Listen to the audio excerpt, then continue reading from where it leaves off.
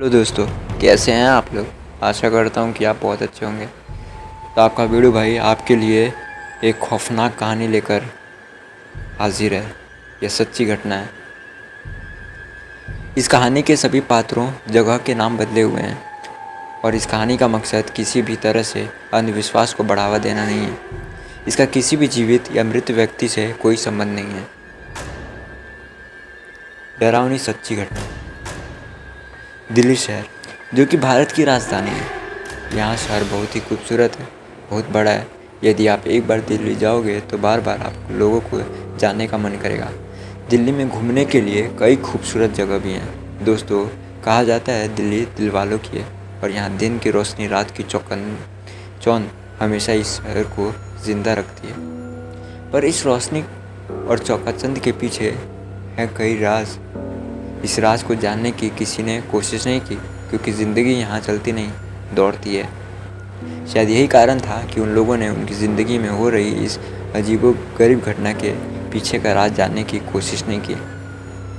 आज की यह कहानी रवि और उसकी वाइफ और रमेश के साथ हुई घटनाओं पर आधारित है। यह तीनों एक साथ महरौली में एक 2 BHK फ्लैट में रहते थे। जहाँ शिफ्ट हुए उन्हें सिर्फ 3 महीने ही हुए थे। तीनों एक साथ एक ही प्रोडक्शन हाउस में काम करते थे, जो कि रवि और रमेश अपना खुद का बिजनेस था। ज़िंदगी का हर लम्हा साथ बिताते थे, चाहे वह काम हो या घूमना। ये सभी अपनी लाइफ में बहुत खुश थे, लेकिन हर दिन सुबह 5 बजे अपने ऑफिस जाने के लिए जब उठते थे तो पूरे घर की लाइट ऑन मिलती थी। फिर एक दूसरे से सवाल जवाब करने से एक ही नतीजा निकलता था कि उन तीनों में से किसी ने भी लाइट ऑन नहीं की। इस अजीब घटना की शुरुआत आज से 3 महीने पहले हुई थी। उन्होंने यह बात किसी को भी नहीं बताई।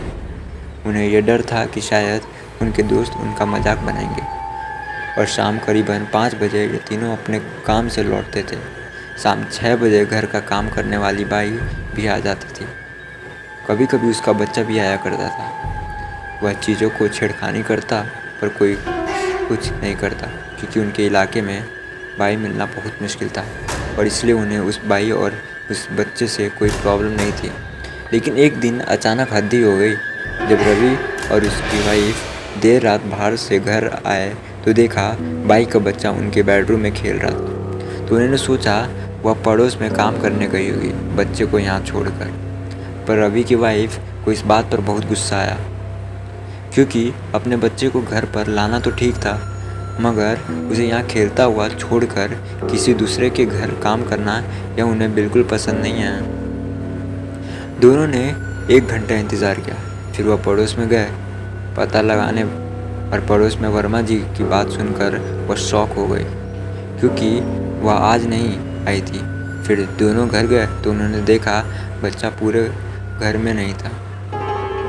बच्चा आखिर गया तो गया कहाँ। फिर उन्होंने ज़्यादा नहीं सोचा, क्योंकि उन्हें एक पार्टी जाना था। फिर रात को रमेश लेट नाइट शूट करके आया और उसने देखा पूरे घर की लाइट और बाथरूम की लाइट ऑन पड़ी थी। उसने बाथरूम का गेट खोला और देखा पूरे बाथरूम में खून फैला हुआ था। वह डर गया। फिर डर के मारे मेन गेट की तरफ भागा। तभी उस बच्चे की आवाज़ आई और उसने उसे बोला, बेटा तुम यहाँ कर क्या रहे हो। बच्चा कुछ नहीं बोला और धीरे से मुंह ऊपर उठाकर मुस्कुराया। ही ही ही ही ही ही ही ही ही ही। लेकिन उसकी मुस्कान में अजीब सी बात थी, जैसे उसमें कई राज छुपे रखे हो।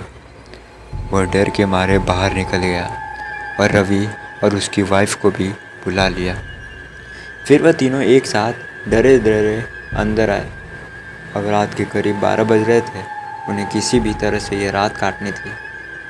सुबह तक तीनों बहुत ही खौफ में थे।